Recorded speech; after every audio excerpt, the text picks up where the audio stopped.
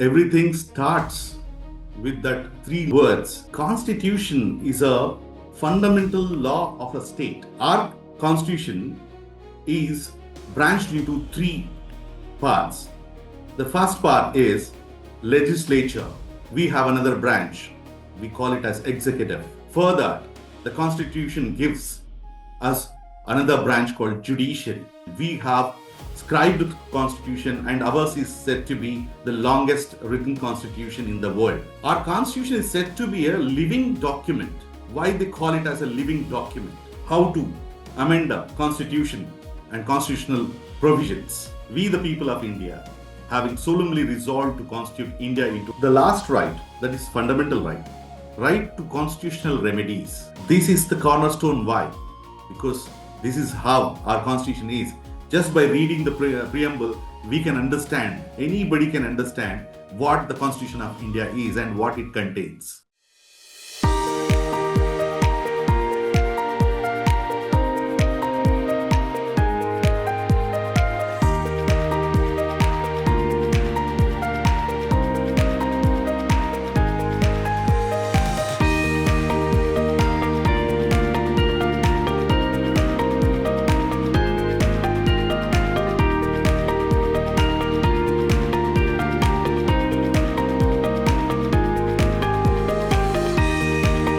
Today we have gathered in this program to know and understand the soul of the Indian Constitution. And everything starts with that three words, we the people. So to start with, what is Constitution is the first thing every citizen of this country would be, liking to know what is Constitution.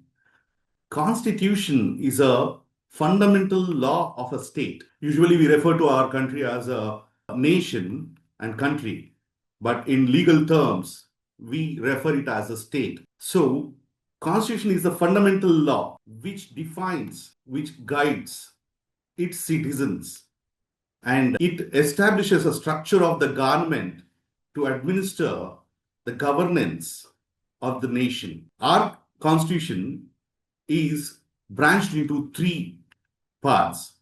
The first part is legislature. What is legislature? We have a democratic form of government wherein people, we the people, choose our representatives to represent us before the parliament, wherein all the members' representatives gather and discuss the issues of the citizens of this country. Accordingly, whatever kind of laws needed, those laws are made in the parliament. That particular branch is called as legislature. And once the laws are made, they have to be implemented. To implement the laws made, we have another branch. We call it as executive. And executive's duty is defined by the Constitution to implement the laws, the policies. Every welfare activity need to be administered by the executive. And when these implementations are in progress, the citizens and the system of executive may have a difference of opinion or difference of thought. When such differences come, and if a citizen complains of any grievance with their administrative system or their process of implementing the laws and the policies, there is a need of a system, a branch, which has to review the particular implementation process or the implementation of the policy. Further, the Constitution gives us another branch called judiciary. Judiciary is independent of legislature and executive. It works on its own. It does not get in any format, in a form of influence from these two branches. But it is pivotal that these three branches work in cooperation and coordination so that the people of this country get governed and supported with their welfare till the last citizen of this country. And what else the Constitution do? A Constitution defines rights of citizens. What all rights a citizen can enjoy in his day-to-day life is defined by the Constitution. We also call them as fundamental rights. We have other two, but fundamentals are core. And this Constitution also defines our responsibilities. We call them as fundamental duties. Every citizen has rights. At the same time, every citizen has duty towards his country. The Constitution, as I said, is the fundamental law of the state. It defines the legal framework. By the Constitution, Supreme Court of India is formed and guided the way it functions, what are its powers, what are its limitations. Every aspect is being defined by the Constitution. So every nation will have a constitution, like a country like British has unscribed constitution. We have scribed constitution, and ours is said to be the longest written constitution in the world. Why is that Constitution of India called as constitution which is longest written? That I'll come to you. First of all, before going to it, we should know, and we should be knowing about and be grateful to those great luminaries who have given us this constitution. Where from we got this?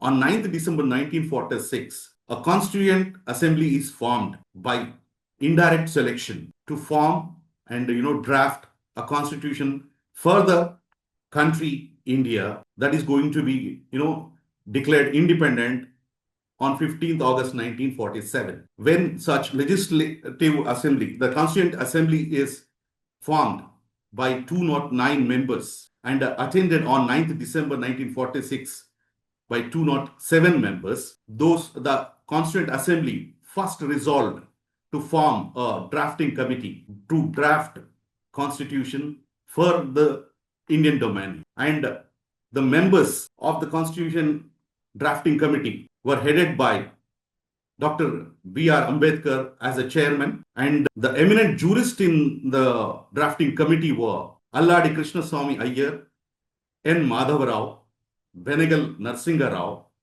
S.N. Mukherjee, Sayyid Muhammad Sadullah, and Jugal Kishore Khanna, and Keval Krishnan.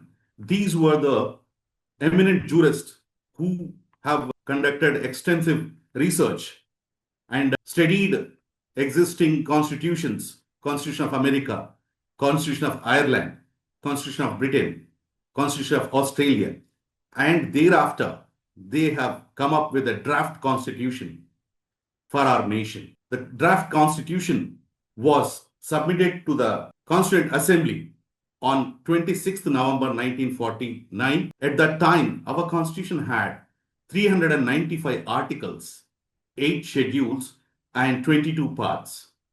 Our constitution was adopted on 26th November 1949 by the Constituent Assembly. That's the reason we commemorate 26th November as the Constitution Day every year. Now at present, we have 448 articles, 12 schedules, and 25 parts. This Constitution of India was adopted on 26th January 1950, and we celebrate the day when the Constitution of India came into force as a Republic Day. As children, we know that every year we used to celebrate in our school. Today we celebrate in our respective places wherever we are. Our Constitution is said to be a living document. Why they call it as a living document? For the reason our Constitution gives us the option of changing it as per the needs of the times. When we got independent, we were an underdeveloped country. Today, we are in principle a developed country. This generation has got a different lifestyle, different culture, different approaches towards life, day-to-day life. So it demands improvement in the laws made 75 years ago. That provision is there in our Constitution. So it lives with the generations, according to the generations, for the generations. That's the reason it is called a living document. How does and what article of our Constitution gives us that ability to make it a living document by amendments? Article 368 of our Constitution gives us that power. When it guides us how to amend constitution and constitutional provisions. Initiation of an amendment is always done by the parliament. The amendment is always done by the parliament because it has the people, representatives, who know the day-to-day life of citizens of this country and the issues faced by them, welfare needed by the people of India. So, first it is presented in Lok Sabha, then Rajya Sabha, and thereafter a bill is passed with a special majority in the parliament by the two houses. Once a bill is passed, if it needs intensive approval, it goes to the states. Ours is a union of states. We have governance in central and governance at state. The parliament of the nation is called as Parliament of India, and the parliaments in the states, we nomenclature them as assemblies. They are represented by the local member of legislative assembly, and local to the state issues are addressed in the assemblies. So that such assemblies are also given power to they give their consent and any kind of objection with regard to any kind of amendment to the parliament. After the states, we have the first citizen of this country, the President of India. President of India's assent is being taken to finally conclude that any kind of proposed amendment which has been endorsed by the member of parliaments and member of legislative assembly is finally implemented. The president gives the orders. That's how every time this nation and the citizens' day-to-day life requires any correction or any kind of updation, what we call, into the constitution of our country, such thing is done by the amendments given the power by the Article 368. That is the reason we call it as a living document. Now coming to what our constitution is and to understand its foundation, we have introduced ourselves with a statement. The introductory statement of our constitution gives us an idea, not only to us, to the world, that what is India, what the people of India are. And we name it as preamble. And the preamble starts with the caption of the day is we the people of India, having solemnly resolved to constitute India into a sovereign, socialist, secular, democratic republic and to secure to all its citizens. This is the greatness of our constitution. It is given by the people, to the people, and for the people. It defines, the preamble defines sovereignty of this country. We are sovereign. We are not influenced by anybody. We administer ourselves. We govern ourselves.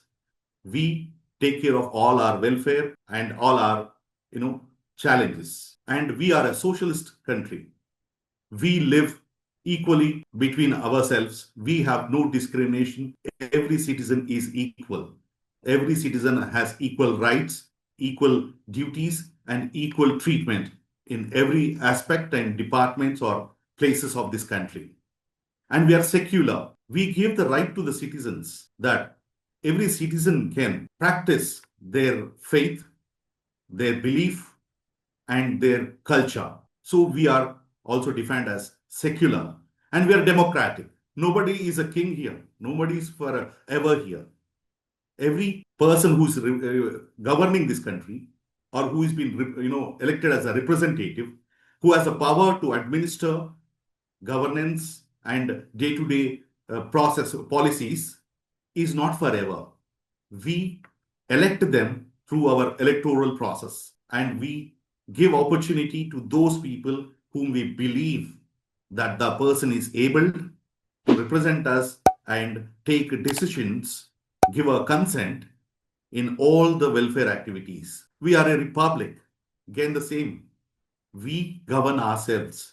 We are independent. And we have formed this kind of governance system so that we secure all the sovereignty, socialistic provisions, and secularistic privileges and democratic way of administration to all our citizens. Our preamble also gives us about what is our justice system. At court of law, everybody is equal, as I said before.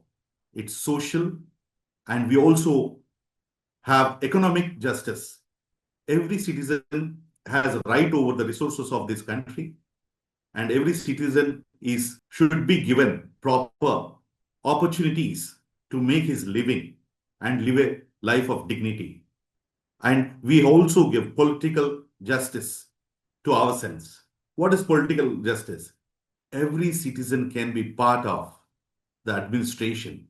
Every citizen has a right to represent himself and the people who believe in him. That is the kind of justice system we have. We give ourselves liberty of thought. Every citizen can have his own thought process. We have that freedom. We give that liberty to the citizens. Every citizen can express their ideas, their opinions. They can speak out. We give that liberty to every citizen. Every citizen can practice their belief. Nobody is been guided by any hard and fast rule. You can practice what you believe. You can follow whatever is your faith, and you can worship the way you want to. That kind of liberty is given to each and every citizen of this country, and such liberty is given by the Constitution under preamble. And we treat each and everybody equally. That is the reason we give ourselves equality of status and opportunity. Every job opening in any sector is open to all the citizens. Every citizen can try and get into a job wherever it is available and there is a need. We do not let anybody or partial to any specific sect or group. Every citizen has right to opportunities, and he can right to have a dignified state of life. Preamble even promotes the fraternity, assuring the dignity of the individuals and the unity and integrity of the nation. It is said by the eminent people that the unity of nation, depends on the unity the nation establishes in its citizen. We are Indians. That's the first thing what our constitution gives. We are brothers and sisters by our constitution. Our constitution makes us that we are Indians. That's how the fraternity floats, prevails. In our constitution and assembly, this 68th day, that is 26th day of November, we have adopted the constitution and enacted it on 26th January. This is how our constitution is. Just by reading the preamble, we can understand, anybody can understand what the Constitution of India is and what it contains. As I said before, we are bestowed with fundamental rights. Fundamental, why we call it as fundamental? Any right can be questioned, but not the fundamental. Fundamental rights are like right to equality. It is defined under Article 14 to 19. What it guarantees? It guarantees law. You go to court, nobody's favorite. Nobody's been favored. No partiality towards anybody. Every citizen is a citizen. That's all, irrespective of their social status, economic status, and any other factor to claim a dominance. No. Our constitution gives us a fundamental right to equality before the law. Law treats each and every citizen before it as equals and prohibits discrimination on the ground of religion. No, as everyone knows that we are a country of many religions, many races, many castes, many different sects and places of birth. As I said, we identify ourselves from the place of birth, but nobody is allowed to discriminate the other on the basis of these factors like religion, big or small, elite or poor, races. That's the reason in this country now people are progressing as people, not by their religion or race, not by their place of birth or caste. Such development or progress in this country is happening now just because our constitution gives us the first and fundamental right, that is right to equality. If any citizen is aggrieved by the treatment or discrimination by any other individual, group or institution, the citizen can claim right to equality and he can question the treatment. And the same can be, as I said, be reviewed by the court of law. The next fundamental right we have is right to freedom. It is defined under Article 19 to 22. What does the right to freedom include? Freedom of speech, the press, media, and the kind of demonstrations we get everywhere is because of right to freedom, which gives us freedom of speech. We can speak our opinion, we can speak our ideas, we can speak our beliefs, and we can express our opinions, as I said before. And we can assemble for any good cause. We can assemble to support any good cause, any good activity. For a positive reason, you can assemble. That freedom is given by right to freedom. We can form an association. We nowadays come across in every cluster of residential areas, in every employment areas, for the welfare of the members, we usually form societies and associations. To form an association of our own and have our own rules of its administration, such right is given to us by the right to freedom. Right to movement. There is no restriction for a citizen of a state to move to another state, from one city to another city, from one side of the country to other side of the country.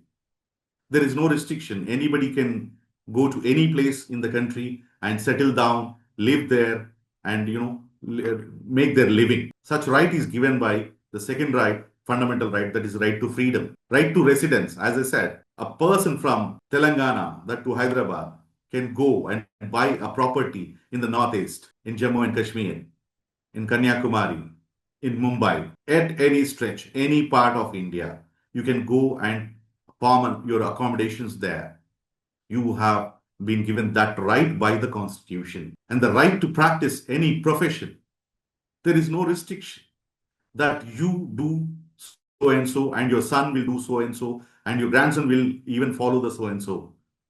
Such restrictions are not there now, because that right is given to us by the Constitution to adopt or get into any kind of profession we choose to. These freedoms are subject to certain restrictions, as public order or national security. As I said, every freedom has its limitation, and the limitation is defined by the Constitution. Anything you do, anything you profess, anywhere you stay, the only limitation is your activities, your deeds should not disturb the harmonious public order, should not in any way affect our national security. These kind of moral restrictions are there. Sometimes we nowadays see recent news which wherein citizens of this country were influenced and they have acted in such a manner that it affected the national security.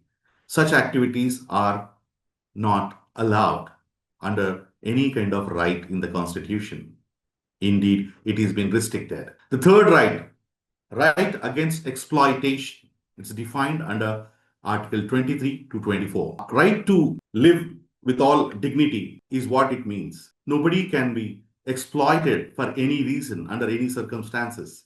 This right prohibits all form of forced labor. Previously, there used to be an annual contract, and if the father who has taken, a hand loan from the landlord, if he is not working to the extent that his loan is repaid, or a software engineer whose certificates are bequeathed with the company, amounts to forced labor. No private company, no public limited company, or any organization can force a citizens to labor with them under any circumstances for whatever condition it is. We come across nowadays biggest sector in the country is the software that people take, institutions take their certificates and put a condition that until and unless you complete so and so period with us, in whatever circumstances we are asking you to work, we will not return the certificate. Such thing amounts to forced labor and human trafficking. It's an inhuman activity.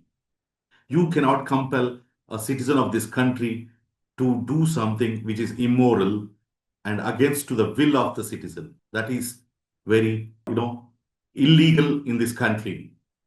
And any citizen who is a victim or aggrieved by such acts can seek his right against the exploitation before the court of law. It also provides the employment of children in hazardous jobs.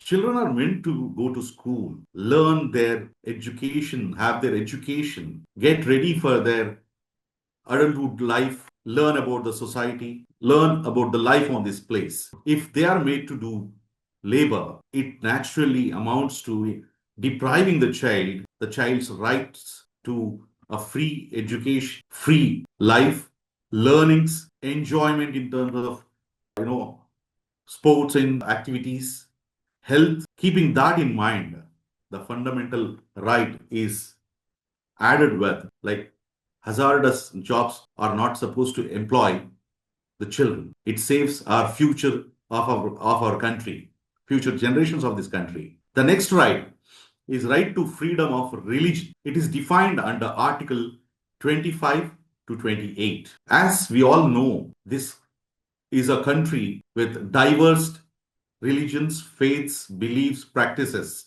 To ensure freedom of conscience and the right to freely profess, practice, and propagate one's religion. It also includes a freedom to manage religious affairs and freedom from taxes for the promotion of any particular religion. You can profess your religion. You can also go and promote your religion. You are not restricted. Until, as I said, there are two things to keep in mind before enjoying the right of a citizen is make sure your activities does not affect public order and national security. You have all the freedom to profess the religion you belong to or you want to adopt. And you can have your religious affairs. You can go and perform the rituals. You can have a place of rituals. You can even develop your institutions to have your religious gatherings. There is no restriction. It is indeed a fundamental right. The next right is cultural and educational right that is defined under Article 29 and 30. This right guarantees the right of any section of citizens to conserve their distinct culture. Again, we are a diversified society. We have multiple arenas of livelihood. We have mountain tribals, forest tribals. We have plateaus where the culture and living of a person or a citizen of this country will be totally different from the other. So every citizen can protect their culture, and they can work for enrichment of their culture, because culture defines your origin. Culture defines your family system. It affects your family system, family life. So culture is most essential for every citizen and his family to maintain an order. And right to education. Right to education and establish educational institutions and administer. Our country has got demographical differences in terms of numbers. We define them as majority and minorities. So to save minorities from any kind of grievances from either the administrative powers or demographic powers, demographic majorities, it is the right of every citizen to establish his own institutions, to promote its education and administer those institutions on its own. That's the reason in this country, the minorities even have established their institutions and teachings with regard to their culture, their faiths are being promoted. And such possibility happened in this country because our constitution gives such right as a fundamental right to its citizens. Nobody, as I said, everybody is equal. You could be, majority in demography, you may be a minority in demography, but you have all the rights equally to each kind of, people and sects. The last right, that is fundamental right, right to constitutional remedies. What if a citizen faces some adverse scenarios or circumstances? What if his rights are breached? What can a citizen do? Then such thing is, even the constitution gives a remedy to such situations also, or such circumstances, such grievances. Under Article 32, What is that? It provides the right to approach the Honorable Supreme Court of India for the enforcement of these fundamental rights. And this is considered a cornerstone of the Constitution as it gives citizens the power to seek legal recourse if their rights are violated. Our judicial system, as I said before, is there to monitor, to review actions of individuals, group, or government. As and when fundamental rights of a citizen or a group of citizens are breached, such citizen can approach the apex court of this country, the Supreme Court of India, to enforce one's fundamental rights. The Honorable Court takes the onus and directs the concerned to uphold your rights and not to breach any fundamental rights of any citizen of or any group of people or any institution of this country. This is the cornerstone. Why? Because there are laws and policies made and implemented, but even they are checked for their righteousness. That's the greatness of our constitution, wherein we have these six fundamental rights which will save a citizen, empower a citizen, encourage a citizen in all circumstances.